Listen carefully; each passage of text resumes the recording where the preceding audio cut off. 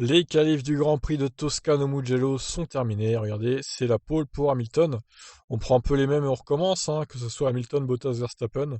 Le trio reste le même. Bon, Verstappen, il n'était pas très très loin des Mercedes cette fois.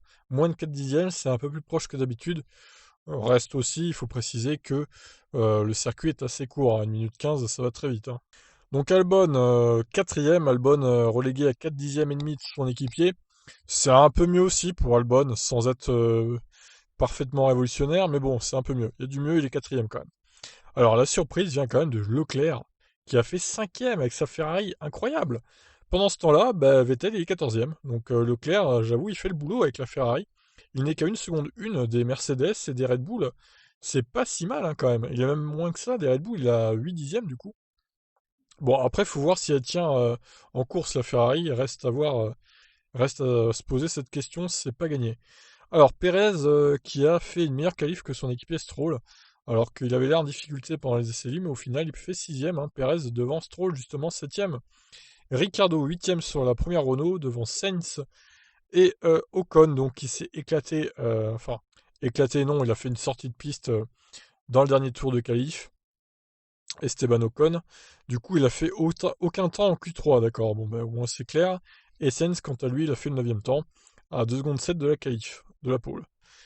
Norris, pour le coup, il n'est pas passé en Q3, il a fait 11e. Bon, c'est pas trop mal, hein, il pourra choisir ses pneus en premier. Kiat, 12e, devant Kimi Raikkonen, 13e, le Finlandais qui devance pour 4 millièmes seulement Vettel. D'ailleurs, regardez, Kiat et Raikkonen ont fait le même temps, c'est assez drôle. Une 16, 854 pour les deux pilotes. Et Vettel juste derrière, 858. Donc assez énorme. Alors Grosjean 15e devant Gasly. Alors Gasly c'est la déception de ses qualifs hein, parce que franchement là 16e il est même pas passé en Q2. Pour le coup on s'y attendait pas sachant qu'en plus son équipier 4 a fait quand même mieux, une belle performance, 16.9. Donc bon c'est un peu décevant de la part de Pierre Gasly. Mais bon je pense qu'il essaiera de se rattraper en course. Giovinazzi 17e devant Russell et Latifi. Et Kevin Magnussen donc ferme la marche avec le dernier temps. Alors qu'est-ce qu'on peut prédire pour la course demain? Difficile à dire. Bon, je pense que s'il n'y a pas de safety car ou quoi, on devrait avoir un Hamilton, Bottas, Verstappen, logiquement.